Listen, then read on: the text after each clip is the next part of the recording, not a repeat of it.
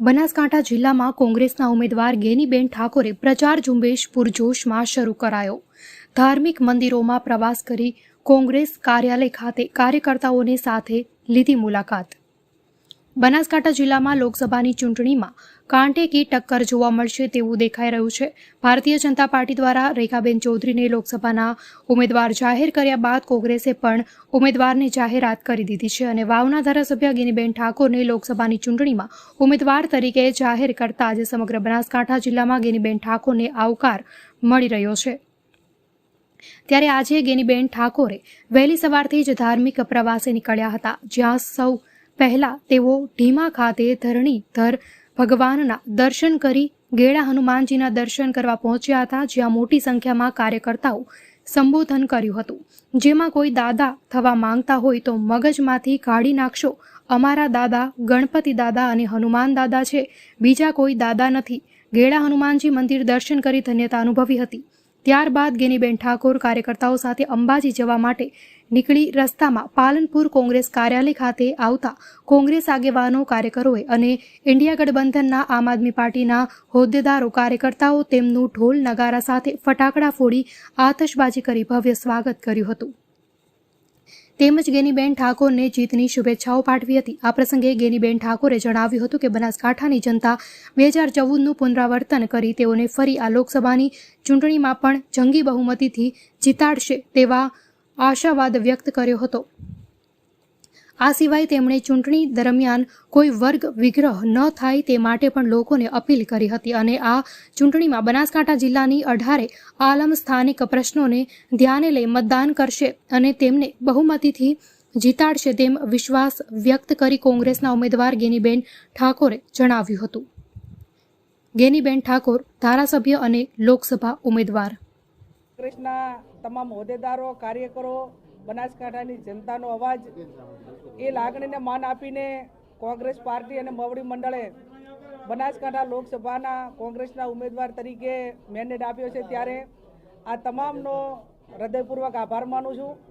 સાથે સાથે અમારી સાથે જેને પણ ટિકિટ માગી હતી, દિનેશભાઈ હોય, રાજુભાઈ હોય, ભરતસિંહજી હોય, કાંતિભાઈ હોય, અનેક ઉમેદવારોએ સર્વાનુમતે પહેલી હરોળમાં મારું નામ મૂકી અને એમને પણ મવડી મંડળને અને પ્રદેશ કોંગ્રેસ સમિતિને સરળતાથી નામ જાહેર થાય એ માટે એમને પોતાનું મન મોટું કરી અને જ્યારે મને પોતાને મદદ કરી છે ત્યારે બધાની હૃદયપૂર્વક એમનો હું હૃદયપૂર્વક આભાર માનું છું। પ્રથમ દિવસે જાહેર થયા પછી મા નળેશ્વરીના દર્શન કરી, ધીમા ધરણીધર ભગવાનના દર્શન કરી, ગેલા હનુમાન દાદાના દર્શન કરી અને અત્યારે મા 51 શક્તિપીઠ અંબાજી માતાના દર્શન કરવા અમે કોંગ્રેસના કાર્યકરો સાથે જવાના છીએ। ત્યારે બનાસકાંઠાની જનતા એ આ વખતે 2004નું પુનરાવર્તન કરી અને કોંગ્રેસ પાર્ટીને મેન્ડેટ આપી અને જે જનાદેશ આપીને આશીર્વાદ આપશે। અમારી ચૂંટણીનું કેમ્પેન જે અમારા કોંગ્રેસના આગેવાનો ચૂંટણી ઢંઢેરો અને જે તે તાલુકાની સમસ્યાઓ છે એ સમસ્યાઓ લઈ અને અમે લોકો વચ્ચે જઈશું। અંતે આશીર્વાદ એ જનતા જનાદેશને આપવાના છે, 18 આલમને આપવાના છે, 36 કોમને આપવાના છે। આ ચૂંટણી કોઈ સમાજ વચ્ચેની નથી, આ ચૂંટણી કોઈ હરીફાઈઓવાળી નથી, આ ચૂંટણી એક લોકશાહી છે, લોકશાહીનો પર્વ છે અને લોકશાહીનો પર્વ છે ત્યારે 18 આલમ જે એમને પોતાને ગમતા ઉમેદવારને એની વિચારધારા પ્રમાણે મતદાન કરશે। પણ આપણા મીડિયાના માધ્યમથી એટલું ચોક્કસ કહીશ કે બનાસકાંઠા એ કાયમી સહાનુભૂતિ અને એક જે રાજકીય પારાશીસીને એક ખાસ કરીને લોકશાહીની પ્રણાલિકાને માનવાવાળો જિલ્લો છે। તો આ જિલ્લાની અંદર શાંતિમય વાતાવરણ હચવાઈ રહે, કોઈ વર્ગ વિગ્રહ ના થાય અને આ કોઈ સમાજ વચ્ચે નહીં પણ આ લોકશાહીનો પર્વ છે, લોકશાહી ઢબે તમામ ચૂંટણી લડશે એવી હું વિનંતી રાખું અને એની શરૂઆત કોંગ્રેસ પાર્ટીના આગેવાનો, તમામ સમાજના 18 આલમના અમારા પાર્ટીના તમામ સમાજના આગેવાનો સંયમથી ચૂંટણી લડી અને એક આ લોકશાહીના પર્વની ઉજવણી કરશે। આપનું એક નિવેદન છે કે ભાજપે ડ્રોન હા, એ મેં કીધું એ પ્રમાણે ઉમેદવાર ભારતીય જનતા પાર્ટીએ કોને મૂકવા એ એમનો વિષય છે।